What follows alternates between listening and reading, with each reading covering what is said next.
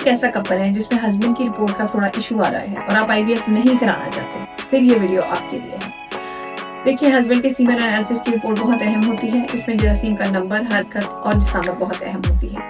अगर इस रिपोर्ट में बहुत ज्यादा मसला है तो फिर ज्यादा चांसेस हैं कि आपको नेचुरल प्रेगनेंसी आपकी वाइफ को नहीं होगी और आपको इसी ट्रीटमेंट का रुजू करना पड़ेगा, उस तरफ जाना पड़ेगा। लेकिन अगर हस्बैंड की रिपोर्ट में थोड़ा बहुत मसला है, बहुत ज्यादा फर्क नहीं है वैल्यूज में, थोड़ा नॉर्मल से कम है और उसके अलावा आपकी वाइफ की एज कम है, ये बात मैं बहुत देखती हूँ कि मेल फैक्टर में अगर हस्बैंड वाइफ में वाइफ की एज बहुत कम हो और माइल्ड सा मेल फैक्टर हो, यानी कि बहुत सवेयर मेल फैक्टर ना हो, माइल्ड मेल फैक्टर हो, जरासीम का नंबर नॉर्मल से थोड़ा सा कम हो, हरकत नॉर्मल से थोड़ी सी कम हो, जिसामत नॉर्मल से थोड़ी सी कम हो, इस केस में हस्बैंड को कुछ ताकत की दवाई दी जाती है, एंटीऑक्सीडेंट्स, मल्टीविटामिन्स का मिक्सचर दिया जाता है, वाइफ को फॉलिक एसिड के साथ मल्टीविटामिन्स दी जाती हैं और ये कपल नेचुरल कंसेप्शन की ट्राई कर सकते हैं। कुछ ऐसा इनको चाहिए कि नेचुरल कंसेप्शन के लिए ट्राई करें और इनमें से कुछ कपल्स होते हैं जो नेचुरल कंसीव कर जाते हैं।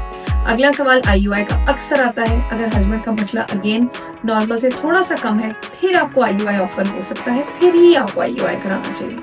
बहुत सारे कपल्स होते हैं जिनमें सवेयर मेल फैक्टर होता है, जिसमें हस्बैंड की रिपोर्ट बहुत खराब होती है। इन कपल को आईयूआई की तरफ हरगिज नहीं जाना चाहिए। आईयूआई का सक्सेस रेट वैसे ही लिमिटेड होता है, तो अगर इतना खराब होगी हस्बैंड की रिपोर्ट तो आईयूआई से कभी प्रेगनेंसी नहीं होगी। उससे बेहतर है कि आप आईयूआई भी ना करें।